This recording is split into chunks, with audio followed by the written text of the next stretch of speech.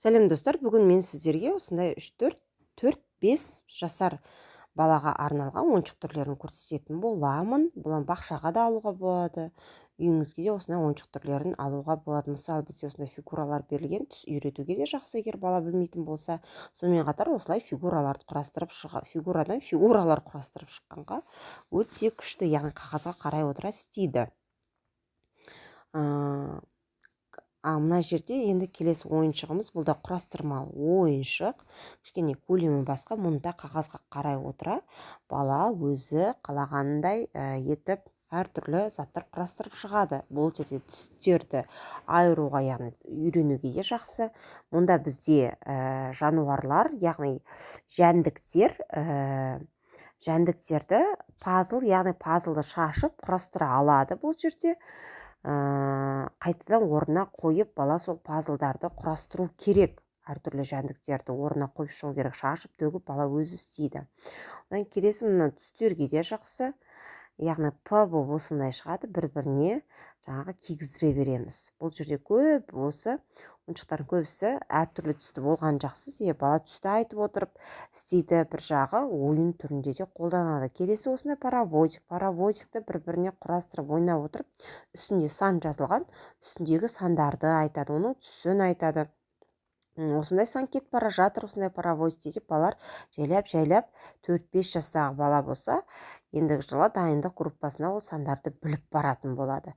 Яғни сандарды үйренуге өте жақсы екен осындай ойын түріндегі паровозиктер. Одан кейінгі осындай түйме, яғни үлкен осындай көзі бар түймелер өткізеді одан бала. Бұл да өте қызықты, тыңғылықты ойын түрдің бірі.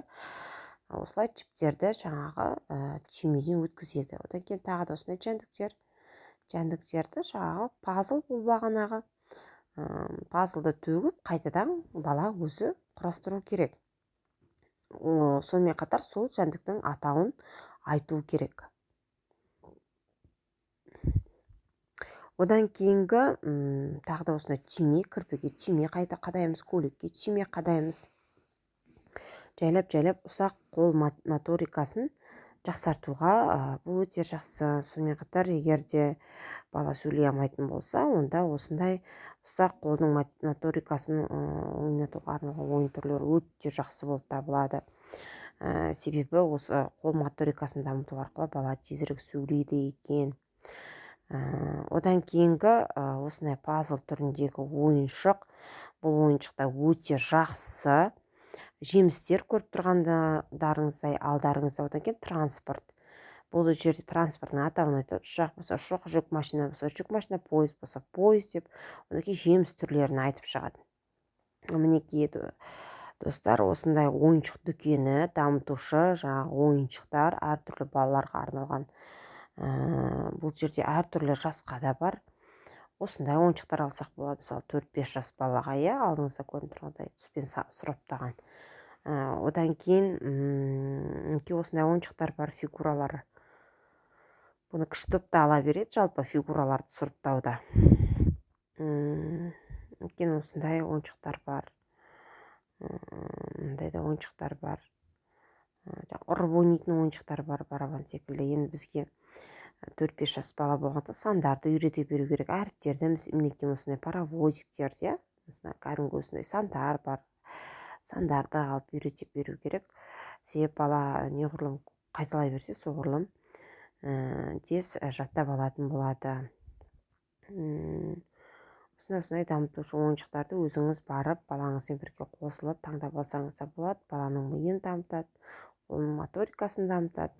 Бала ойыншықпен ойнаған сайын оның миы дами бастайды, яғни ойлау қабілеті дами бастайды. Мінекей қарапайым конструктор емес, осындай әртүрлі конструктор алу керек. Себебі бала бір конструктордан жалығады, құрастырғысы келмей қалады.